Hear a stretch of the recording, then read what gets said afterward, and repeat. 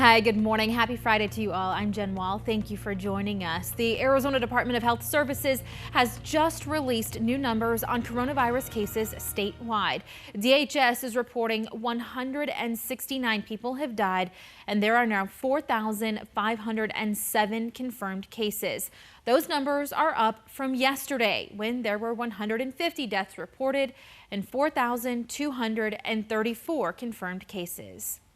And while those numbers can be hard to hear, many are eager to reopen the economy.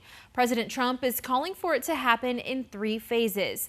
Gradual return to work in public life with social distancing and schools still closed. Then resume non-essential travel, open schools, and ease restrictions on restaurants, sports, and large gatherings. Finally, back to normal life with caution, minimizing crowds with a focus on hygiene.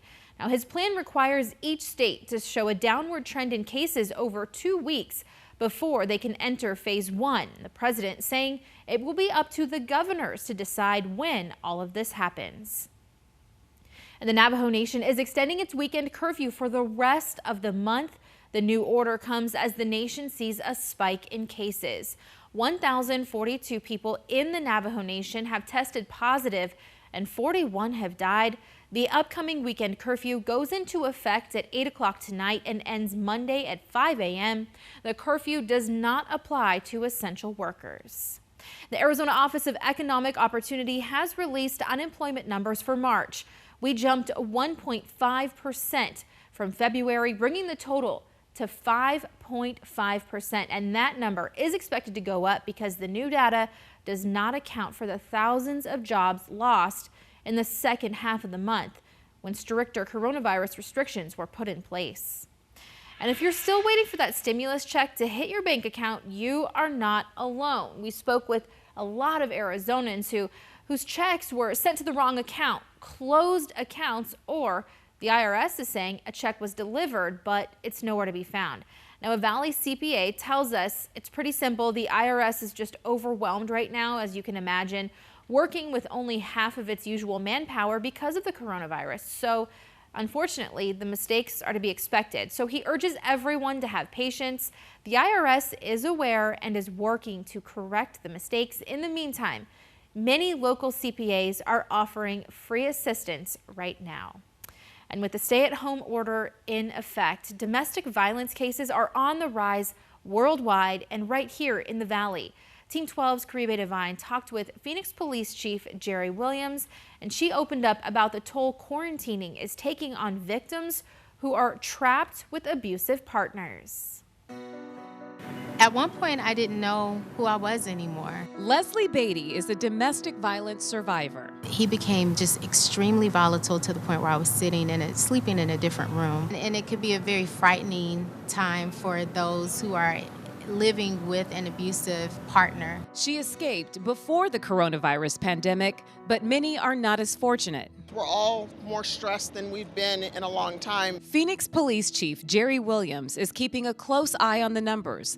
They show a dramatic rise in the number of domestic violence calls, going from around 1,700 in January of this year to 1,786 in February, and then more than 2,000 calls in March when the shelter-in-place order in Arizona took effect. Are these numbers alarming to you?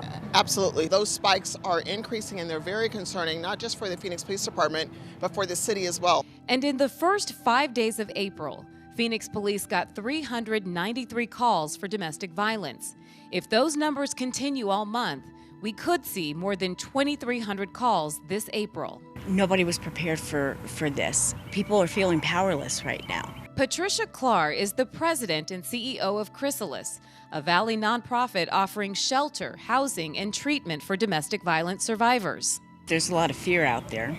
The issue of abuse has always been there, but I think when you have to shelter in place, things are escalating more and more. Victims who already have the feeling of isolation and fear, stay-at-home orders can give abusers more power. What the suspects want is they want to keep you silent.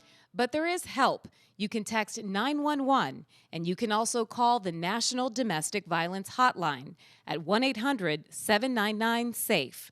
And Chief Williams says there are ways to reach out without tipping off your abuser. When you go to grocery stores, there's information on domestic violence in each one of the restrooms. You may not be able to talk, you may not be able to log on to the computer, but can you walk outside and take the trash out and then send a quick text so you can alert us? As for Leslie, she says don't wait to get out. It was a very deep, dark period, a journey where I had to go within and find my strength. But I go back to reaching out to those support organizations for the support that you need.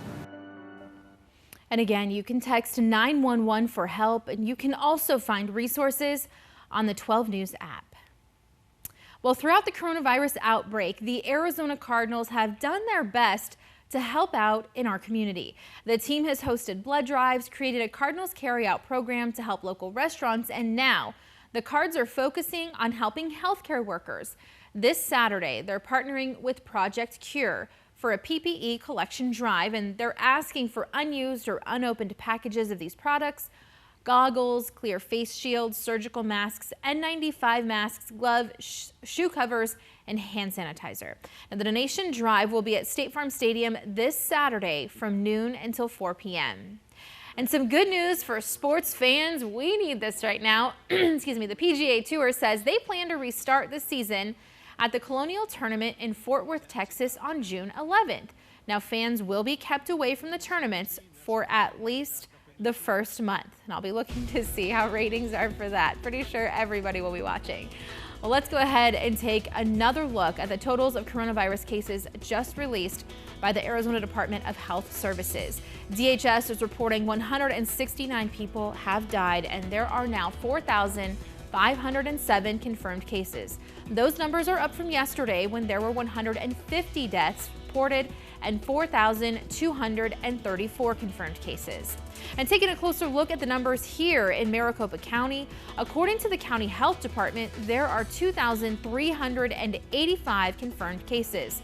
There are now 69 deaths, more than 450 in the hospital, and 144 in the intensive care unit. Well, stay with 12 News on air and online. Governor Ducey will be live in studio tonight at 5 p.m. And we know it can be hard for you to keep up with everything, so you can find the latest information surrounding the coronavirus and how it's affecting Arizona on the 12 News app. It's free to download if you don't have it already. Well, thank you for joining us for this latest update. Have a great day, a great weekend, and stay safe, Arizona.